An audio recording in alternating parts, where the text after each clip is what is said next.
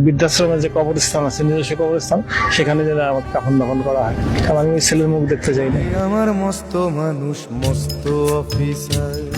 সারা জীবন শত শত ছাত্রের জীবন গড়েছেন নিজের হাতে, জ্ঞানের আলো ছড়িয়েছেন জাতীয় পর্যায়ের নামি দামি কলেজে। মিরপুর বাংলা কলেজ থেকে শুরু করে কবি নজরুল কলেজের অধ্যক্ষ হিসেবেও দায়িত্ব পালন করেছেন রেজাউল হারুন বাবু। অথচ ভাগ্যের নির্মম পরিহাসে জীবনের শেষ প্রান্তে এসে এই গুণী শিক্ষকের ঠিকানা এখন বৃদ্ধাশ্রম।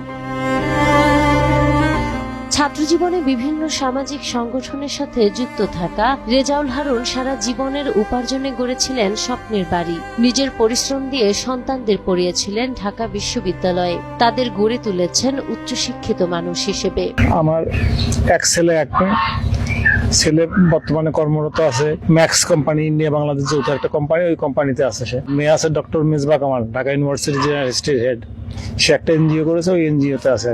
ভেবেছিলেন শেষ বয়সে নিজের ঘর আর প্রিয়জনদের সাথেই কাটবে সময়, কিন্তু বাস্তবতা ছিল পুরোই উল্টো। সন্তানের চরম অবহেলা আর রূঢ় আচরণের শিকার হয়ে আত্মসম্মান রক্ষায় ঘর ছাড়েন তিনি। আমার এখানে আসার মূল কারণ হচ্ছে, আমার ছেলেকে একদিন সকালবেলা, আমার স্ট্রোকের পরে আর কি, ছেলের মা বললো যে বাজারে যেতে হবে। আমি বললাম আমার শরীরটা ভালো লাগতেছে, আদনানকে টাকা দাও, ও যাবে এখন বাজারে। এখন ও ঘরের থেকে চট করে বলতেছে, ও আমি বাজার করে আনবো, তুমি বসে বসে খাবা। ওর মা এটা সহ্য করতে পারেনি, গিয়ে একটা থাপ্পড় মারছে। থাপ্পড় মারার পরে আমি বলতে চাই না, তারপরে বলছি আর কি, একটা রড হাতে নিয়ে আমাকে মারতে আসছে। আমার পক্ষে সহ্য করা সম্ভব হয়নি।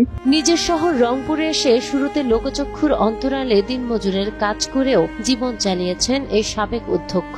বর্তমানে রংপুর সিটি কর্পোরেশনের জীর্ণ একটি টিনের ঘরে তার বসবাস। তার মতো আরো অনেক প্রতিষ্ঠিত মানুষ আজ এখানে আশ্রয় নিয়েছেন আপনজনের অবহেলায়। এত কিছু দেওয়ার পরেও ছেলে মেয়েদের কাছে অভক্তি, অচল হয়ে গেছে, অভক্তি চাকরি।